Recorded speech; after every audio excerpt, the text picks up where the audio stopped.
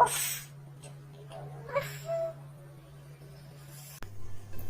Guys, welcome back to my channel. So guys, मैंने इससे पहले एक वीडियो बनाया था जिसमें कि मैंने एक एंटी डैंड्रफ शैम्पू के बारे में बताया था। सो गाइस, मैं जिस शैम्पू के बारे में बात कर रही थी वो है ये लॉगिड्रफ एंटी डैंड्रफ शैम्पू।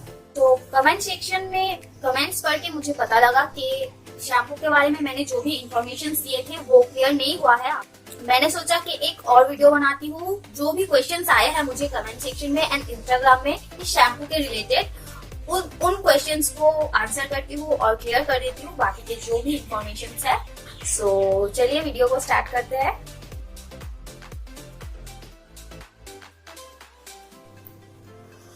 मैं कुछ 4-5 क्वेश्चंस के आंसर दूंगी जिससे कि पूरे जो चीजें हैं वो क्लियर हो जाएंगे। मैं एक एक करके क्वेश्चंस पढ़ूंगी और उसके आंसर्स दूंगी आप लोगों को, और जो भी बाकी के इंफॉर्मेशन मुझे लगता है कि देना जरूरी है वो भी मैं दे दूंगी। चलिए क्वेश्चंस को पढ़ते हैं एंड स्टार्ट करते हैं। तो यहाँ पे पहला जो क्वेश्चन है वो है, is it like normal wash how we usually wash? Exactly आप लोग जैसे अपने शैम्पूज को रेगुलर यूज करते हो वैसे ही यूज करते हैं इसे। लेकिन अगर आप अपने शैम्पू को पानी के साथ डाइल्यूट करते हुए यूज करते हो तो वैसा मत कीजिए।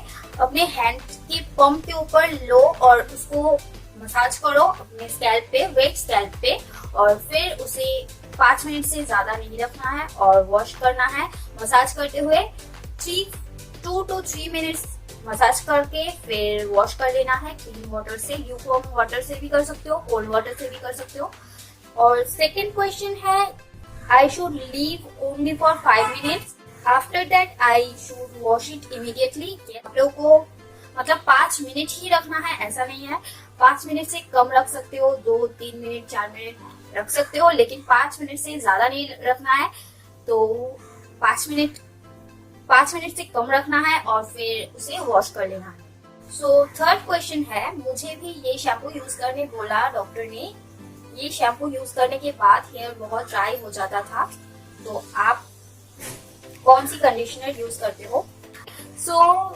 ड्राई होता है और हर एंटी डैंड्रफ शैम्पू को यूज करके बाल ड्राई होता है, और उसके लिए आप लोगों को कुछ और भी चीजें अप्लाई करना होता है लाइक कंडीशनर्स एंड सीरम्स। लेकिन आप जो भी कंडीशनर या सीरम अप्लाई करो जो आपके बालों पे सूट करता हो वो करो।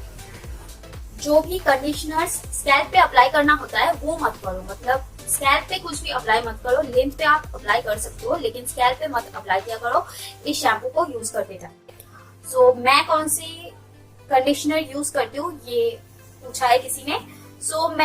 मैं यूज करती हूँ लॉरियल का जो कंडीशनर होता है वो मैं अटैच कर दूंगी यहाँ पे। वो मैं कंडीशनर यूज करती हूँ। नेक्स्ट क्वेश्चन है, मेरे को भी डॉक्टर ये शैम्पू लिखा है और ये शैम्पू लगाने के बाद कोई ऑयल लगाए या नहीं? इस शैम्पू को यूज करते टाइम आप बालों पे अगर आपके बालों पे बहुत ज्यादा डैंड्रफ है तो तब आप, और जो स्टिकी डैंड्रफ्स होते हैं वो अगर है, जैसे कि मेरा स्टिकी डैंड्रफ होता है, अगर वैसा है तो ऑयलिंग लेंथ पे क्या करो, स्कैल्प पे ज्यादा मत किया करो। और इस शैम्पू को लगाने के बाद ऑयलिंग मत किया करो, पहले किया करो। लेकिन अगर आप पहले करोगे ऑयलिंग और फिर ये जो शैम्पू है ये ज्यादा फोम नहीं लाता है। फोम जिस शैम्पू में होता है वो ऑयल क्लीन कर सकता है अच्छी तरीके से, लेकिन जिन शैम्पू में फोम नहीं होता है वो ऑयल क्लियर नहीं कर सकता है ठीक से। ये सोचते हुए आप ऑयलिंग करो या नहीं करो। और ये थे जो कुछ क्वेश्चंस जिनका मैंने किया है, और मैं कुछ और भी इंफॉर्मेशन जो शेयर करना चाहती हूँ आप लोगों से। इस शैम्पू को यूज करते टाइम आपको वीक में अगर आप 2 बार या 3 बार शैम्पू करते हो, वीक में आप एक ही बार इस शैम्पू को यूज करो, और बाकी के 2 टाइम आप कोई और शैम्पू जो आपके स्कैल्प पे सूट करता हो वैसी शैम्पू यूज करो, क्योंकि ज्यादा इस शैम्पू को यूज नहीं करना चाहिए। बस वीक में एक ही बार आपको इस शैम्पू को यूज करना है। अगर आपके डैंड्रफ से कुछ घाव हुए हैं या कोई पिंपल एक्ने हुआ है यहाँ पे फोरहेड पे या बैक पे, आप वहां पे भी यूज कर सकते हो इस शैम्पू को। और अगर आपको लगे कि आपके डैंड्रफ क्लियर हो रहे हैं, हो गए हैं, क्योर हो चुके हैं, सो आप इसको अप्लाई करना बंद कर दो और कोई और शैम्पू, दूसरा शैम्पू यूज करो। फिर अगर आपको लगे कि डैंड्रफ वापस आया है तो फिर से इस शैम्पू को यूज करना चालू कर दो। सो कंटिन्यूअसली आपको नहीं करते जाना है, लाइक आपके डैंड्रफ चले गए हैं फिर भी कर रहे हो, सो ऐसा नहीं करना चाहिए।